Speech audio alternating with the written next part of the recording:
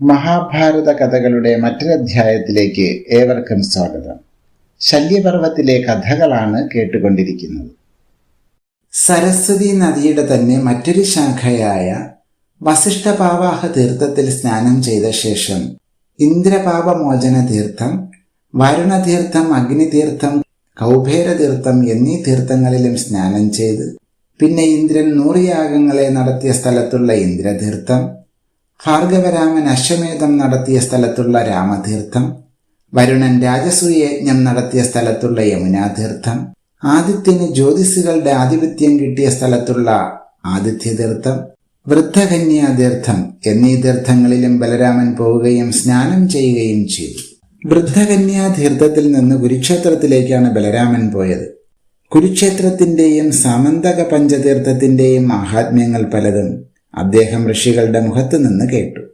പണ്ട് കുരുചക്രവർത്തി അവിടെ കാട് വെട്ടിത്തെളിച്ച് വളരെ കാലം കൃഷി ചെയ്തത് കൊണ്ടാണ് ആ സ്ഥലത്തിന് കുരുക്ഷേത്രമെന്ന് പേരുണ്ടാവാൻ തന്നെ കാരണം.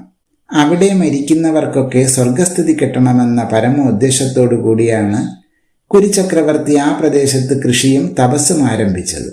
കണക്കില്ലാത്തത്ര ധാന്യങ്ങൾ അവിടെ കൃഷി ചെയ്ത് ഉൽപ്പാദിപ്പിച്ചു. അതിനാൽ എത്രയോ അസംഖ്യം ജീവികളുടെ ആശംസയ്ക്ക് പാത്രമായി തീർന്നു ആ പുണ്യഭൂമി. ഇന്ദ്രൻ കുരുചക്രവർത്തിയുടെ ഈ വിഡ്ഢിത്തം നിറഞ്ഞ പ്രവൃത്തിയെ കണ്ട് പലപ്പോഴും വന്ന് പരിഹസിക്കുക തന്നെ ചെയ്തു. പക്ഷെ അവസാനം അദ്ദേഹത്തിന് ബോധം വന്നു. കുരുചക്രവർത്തി കാര്യം പറ്റിക്കുമെന്ന് അദ്ദേഹത്തിന് ബോധ്യമായി. പുണ്യാതിരേഖത്തെ വളർത്തി ആ ഭൂമിയിൽ കിടന്ന് മരിക്കുന്നവർക്കൊക്കെ സ്വർഗാനുഭൂതി തടസ്സമില്ലാതായി തീർന്നാൽ കാര്യം കുഴപ്പമാകുമെന്ന് ഇന്ദ്രന് ബോധ്യമായി. എന്തുകൊണ്ടെന്നാൽ മരണം ആസന്നമാവുമ്പോൾ കുരുക്ഷേത്രത്തിലേക്ക് പോയാൽ മതി. അവിടെ കിടന്ന് മരിച്ചാൽ സ്വർഗസ്ഥിതിക്ക് തടസ്സമില്ലെന്ന് വരുമ്പോൾ മനുഷ്യർ ദേവന്മാരെ യജിക്കാതായി തുടങ്ങും. യാഗങ്ങളാണല്ലോ ദേവന്മാരുടെ ആഹാരമാർഗം. അവയെല്ലാം കേവലം നിൽക്കാനിട വന്നാൽ ദേവന്മാരുടെ കാര്യം വിഷമമായി. അതിനാൽ ആവും വേഗത്തിൽ കുരുചക്രവർത്തിയെ അദ്ദേഹത്തിന്റെ പ്രവൃത്തിയിൽ നിന്ന് പിന്തിരിപ്പിക്കണമെന്ന് തീർച്ചപ്പെടുത്തി ഇന്ദ്രൻ. ദേവന്മാർ അദ്ദേഹത്തെ പ്രേരിപ്പിക്കുകയും ചെയ്തു.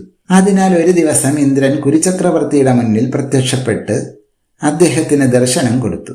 അനന്തരം അദ്ദേഹത്തിന്റെ ആഗ്രഹത്തെ അനുഗ്രഹം കൊണ്ട് സാധിപ്പിക്കാമെന്നും ആയാസത്തിൽ നിന്ന് നിവർത്തിക്കണമെന്നും പറഞ്ഞു. രാജാവിന് അത് കേട്ടപ്പോൾ അധ്വാനം കൂടാതെ തന്നെ കാര്യം സാധിക്കുമല്ലോ എന്ന നിലയിൽ വളരെ സന്തോഷമുണ്ടായി. ഇന്ദ്രൻ അനുഗ്രഹിക്കുകയും ചെയ്തു. പക്ഷെ രാജാവ് വിചാരിച്ചതുപോലെയല്ല ഇന്ദ്രൻ അനുഗ്രഹിച്ചത്. കുരുക്ഷേത്രത്തിൽ കിടന്ന് മരിക്കുന്ന ഏതൊരു ജീവിക്കും സ്വർഗാനുഭൂതി ഉണ്ടാവണമെന്നായിരുന്നു ചക്രവർത്തിയുടെ ഉദ്ദേശം. എന്നാൽ ദേവരാജാവ് അവിടെ ആഹാരമില്ലാതെയും യുദ്ധത്തിൽ ശത്രുവിന്റെ ആയുധം കൊണ്ടും മരിക്കുന്നവർക്ക് മോക്ഷാനുഭൂതി ഉണ്ടാവട്ടെ എന്നാണ് അനുഗ്രഹിച്ചത്. കുരുചക്രവർത്തി വേണ്ടത്ര തൃപ്തനായില്ല. എങ്കിലും ഇന്ദ്രന്റെ നിർദ്ദേശപ്രകാരം തന്റെ സാഹസകൃത്യത്തിൽ നിന്ന് പിന്തിരിഞ്ഞു പോന്നു. അവിടെ യുദ്ധം ചെയ്ത് മരിക്കുന്നവർക്കൊക്കെ സ്വർഗസ്ഥിതി കിട്ടുന്നു എന്നിങ്ങനെ കുരുക്ഷേത്രത്തിന്റെ മാഹാത്മ്യത്തെ പലതും ഋഷികൾ ബലരാമനെ കേൾപ്പിച്ചു. അനന്തരം അദ്ദേഹം കുരുക്ഷേത്രത്തിൽ വന്ന് അവിടെയുള്ള തീർത്ഥങ്ങളിലൊക്കെ സ്നാനം ചെയ്തു. അനന്തരം ധാരാളം ദാനങ്ങളും ചെയ്തു. പിന്നീട് ഒരാശ്രമത്തിലിരുന്ന് പുണ്യകഥകളെ കേട്ടുകൊണ്ട് ബലരാമൻ വിശ്രമിക്കുന്ന സമയത്ത് ശ്രീ നാരദ മഹർഷി യാദൃച്ഛികമായി അവിടെ വന്നു. അദ്ദേഹത്തെ വേണ്ട പോലെ ആദരിച്ച ശേഷം ബലരാമൻ കപിലരുടെ യുദ്ധം എത്രത്തോളമായി എന്ന് ചോദിച്ചു. നാരദ മഹർഷി നടന്നിടത്തോളം വർദ്ധമാനങ്ങളെയൊക്കെ പറഞ്ഞു. കൗരവപക്ഷത്തിൽ കൃപൻ, കൃതവർമാവ്, അശ്വത്ഥാമാവ് എന്നീ 3 പേർ മാത്രമാണ് ശേഷിച്ചിരിക്കുന്നതെന്നും അവർ ഓടിപ്പോയത് കൊണ്ട് മാത്രമാണ് രക്ഷപ്പെട്ടതെന്നും ഇപ്പോൾ ഭീമനും ദുര്യോധനനും കൂടി അവസാനമായി ഗദായുദ്ധം നടത്തുകയാണെന്നും ഇതോടെ ഭാരതയുദ്ധം തന്നെ അവസാനിക്കുമെന്നും ഈ അവസാന യുദ്ധം കാണണമെന്നുണ്ടെങ്കിൽ വേഗത്തിൽ പോകണമെന്നും കൂടി പറഞ്ഞു. ഉടനെ തന്നെ ബലരാമൻ എഴുന്നേറ്റു. തന്റെ പരിജനങ്ങളെയൊക്കെ ദ്വാരകയിലേക്ക് അയച്ചു. ഋഷിമാരോട് യാത്രയും പറഞ്ഞ് നേരെ പോർക്കളത്തിലേക്ക് നടക്കുകയും ചെയ്തു.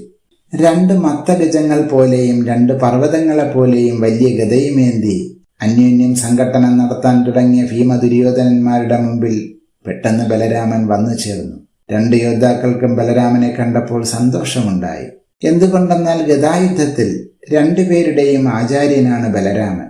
ഭയാനകമായ അവസാന യുദ്ധം ആചാര്യന്റെ സന്നിധിയിൽ വെച്ച് തന്നെ നടത്താൻ കഴിഞ്ഞുവല്ലോ എന്ന് 2 പേരും സന്തോഷിച്ചു.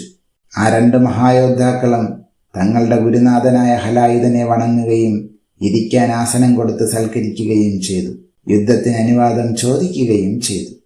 മറ്റുള്ളവരും യാദവശ്രേഷ്ഠനെ വേണ്ട പോലെ ഉപചരിക്കുകയും അനുമോദിക്കുകയും ചെയ്തു. അതൊക്കെ കഴിഞ്ഞ് വീണ്ടും യുദ്ധം തുടങ്ങാൻ ഭാവിക്കുമ്പോൾ ബലരാമൻ അവരോട് സമന്തക പഞ്ചതീർത്ഥത്തിന്റെ കരയിലേക്ക് പോകാം, അവിടെയാണ് യുദ്ധത്തിന് പറ്റിയ സ്ഥലം, അവിടെ വീണു മരിച്ചാൽ തീർച്ചയായും സ്വർഗാനുഭൂതി ഉണ്ടാകുകയും ചെയ്യും, അതുകൊണ്ട് അങ്ങനെ ചെയ്യുന്നതാണ് നല്ലതെന്ന് പറഞ്ഞു. ബലരാമന്റെ അഭിപ്രായം എല്ലാവർക്കും ഹൃദ്യമായിട്ട് തോന്നി. അതിനാൽ എല്ലാവരും സമന്തക പഞ്ചതീർത്ഥത്തിന്റെ വടക്ക് കിഴക്കേ മൂലയിലുള്ള വിശാലമായ മൈതാനത്തിലേക്ക് പോയി. ബലരാമനും പാണ്ഡവരും ഭഗവാനും പാഞ്ചാലരും സോമകരും ഔത്സുക്യത്തോടുകൂടി യുദ്ധം കാണാൻ തയ്യാറായി നിന്നു. ഭൂമി പിളരിന്മാർ അട്ടഹസിച്ചുകൊണ്ട് ആ രണ്ട് യോദ്ധാക്കളും പരുത്തഗതകളുമായി യുദ്ധത്തിനിറങ്ങുകയും ചെയ്തു. ചെറുപ്പം മുതൽ ഇതുവരെ കൗരവർ പാണ്ഡവരോട് കാണിച്ച ഓരോ ക്രൂരതകളെയും എണ്ണി എണ്ണി പറഞ്ഞ് അവയ്ക്കെല്ലാം ശാശ്വതമായ പ്രതികാരം ഇന്ന് ചെയ്യാൻ പോകുന്നു എന്ന് പറഞ്ഞുകൊണ്ടാണ് ഭീമൻ ദുര്യോധനനെ പോരിന് വിളിച്ചത്. ദുര്യോധനൻ അവയ്ക്ക് തക്ക മറുപടിയൊന്നും പറയാനില്ലാത്തതിനാൽ അദ്ദേഹം ഗൗരവത്തെ അഭിനയിച്ചുകൊണ്ട് വാക്കിലല്ല പ്രവൃത്തിയിലാണ് പൗരുഷം കാണിക്കേണ്ടതെന്ന് പറഞ്ഞു. വീണ്ടും ഭീമസേനൻ യുധിഷ്ഠിരനോട്, അങ്ങയുടെ മനസ്സിലെ ചിരകാല ശല്യം ഇന്ന് അവസാനിക്കും, ഇന്ന് ദുര്യോധനനെ കൊല്ലാൻ പോവുകയാണ്, ഇതോടെ ധാർത്തരാഷ്ട്രന്മാരുടെ വംശം തന്നെ അവസാനിക്കും എന്നിങ്ങനെ പലതും പറഞ്ഞുകൊണ്ടാണ് ഭീമസേനൻ രംഗത്തിലേക്ക് ചാടിയത്. അതോടെ ദുര്യോധനനും രംഗത്തിറങ്ങുകയും വജ്രസമാനങ്ങളായ അവരുടെ ഗതകൾ തമ്മിൽ കൂട്ടിമുട്ടാൻ തുടങ്ങുകയും ചെയ്തു. ദുര്യോധനൻ പോരിനിറങ്ങിയപ്പോൾ അനേക ദുർലക്ഷണങ്ങൾ കാണാനിടയായി. ദിഗ്മുഖങ്ങൾ തന്നെത്താൻ ഇരുട്ടടയുകയും പൊടിപടലങ്ങൾ ആകാശത്ത് മുഴുവൻ പറക്കുകയും ചെയ്തു. മേഘങ്ങളില്ലാതെ ഇടിനാദം മുഴങ്ങി, മിന്നലും പല പ്രാവശ്യം കാണപ്പെട്ടു. അങ്ങനെ കൗരവപ്രമാണിയുടെ അന്ത്യത്തെ സൂചിപ്പിക്കുന്ന അനേകം ദുർലക്ഷണങ്ങൾ ഓരോന്നായി കാണപ്പെട്ടു. എങ്കിലും അവയൊന്നും ആരും ശ്രദ്ധിച്ചില്ല. യുദ്ധത്തിലായിരുന്നു എല്ലാവരുടെയും ശ്രദ്ധ. ഇന്ദ്രനും വലനുമെന്ന പോലെയും ബാലിയും സുഗ്രീവനുമെന്ന പോലെയും ശ്രീരാമനും രാവണനുമെന്ന പോലെയും ആ രണ്ട് മഹായോദ്ധാക്കൾ മഹാഗതകളും എടുത്തു ചുഴറ്റി തമ്മിൽ ശക്തിയോടുകൂടി അടിക്കുകയാണ്. ഭാരതയുദ്ധത്തിന്റെ അന്ത്യത്തെ കുറിക്കുന്ന ആ യുദ്ധം മനുഷ്യരെപ്പോലെ തന്നെ ദേവന്മാരും ഉപദേവന്മാരും നിർനിമേഷരായി നോക്കി നിന്നു. ആനന്ദാതിരേകത്താൽ പലരും പൂമഴയെ ചുരിഞ്ഞു. ഉരുക്കുകൊണ്ടുള്ളതും സ്വർണം കെട്ടിയതും ഭാരമേറിയതുമാണ് രണ്ടുപേരുടെയും ഗതകൾ. അവ തമ്മിൽ കൂട്ടിമുട്ടുമ്പോൾ പർവ്വതങ്ങൾ ഇടിയുകയും ഭൂമി കുലുങ്ങുകയും സമുദ്രങ്ങൾ കലങ്ങുകയും ചെയ്യുന്ന തോതിലുള്ള ശബ്ദങ്ങൾ ഉയർന്നു. തീപ്പൊരികൾ ചീറി ആകാശത്ത് പരന്നു. വട്ടത്തിൽ ചുറ്റിയും മുന്നോട്ട് കുതിച്ചും പിന്നോക്കം വാങ്ങിയും അടിച്ചും തടുത്തും വീശിയും ഉച്ചത്തിൽ അട്ടഹസിച്ചും വീരവാദങ്ങൾ പറഞ്ഞും അവരുടെ ദ്വന്ദ്വയുദ്ധം കാണികൾക്ക് രോമാഞ്ചജനകമായി തീർന്നു. രണ്ടുപേരും അന്യോന്യം ആഞ്ഞടിക്കുമ്പോൾ ഗത കൊണ്ട് തടുക്കുന്നുണ്ടെങ്കിലും ചിലപ്പോൾ രണ്ടുപേരുടെയും ദേഹത്തിൽ കൊള്ളുന്നുമുണ്ട്. അങ്ങനെ രണ്ടുപേരുടെയും ദേഹത്തിൽ അവിടെവിടെ പൊട്ടിമുറിഞ്ഞ് രണ്ടുപേരും രക്തത്തിൽ മുങ്ങിയതുമാതിരിയായി. എങ്കിലും ഒഴിയാതെ രണ്ടുപേരും വാശിയോടുകൂടി ആഞ്ഞടിക്കുകയാണ്. അങ്ങനെ അടിക്കുന്ന ഘട്ടത്തിൽ ഭീമന്റെ ഒരു അടിയേറ്റ് ദുര്യോധനൻ കണ്ണു ചിമ്മി ഇരുന്നു പോയി. കുറച്ചു കഴിഞ്ഞപ്പോൾ വീണ്ടും ഉണർന്നെഴുന്നേറ്റ് ശത്രുവിനോട് ഏറ്റുമുട്ടി.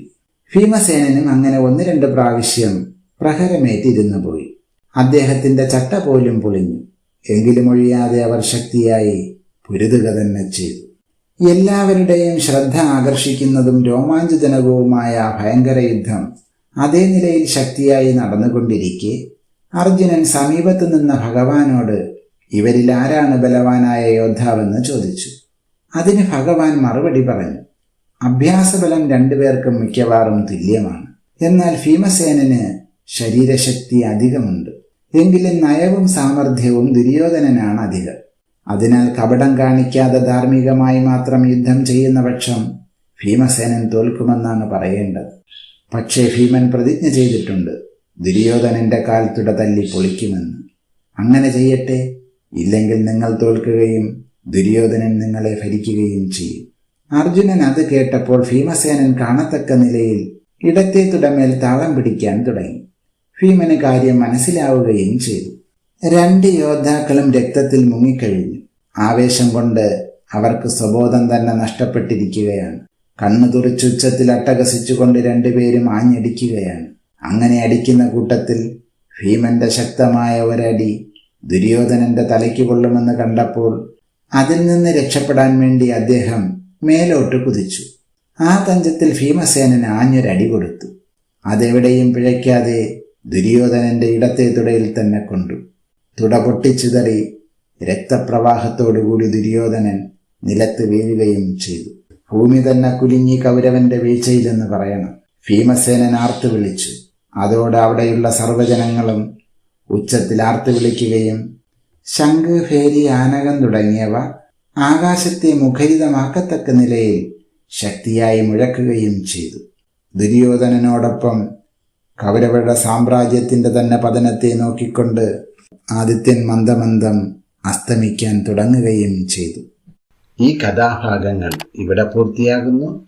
ബാക്കി കഥകൾ അടുത്ത ഭാഗത്തിൽ കേൾക്കാം. നന്ദി.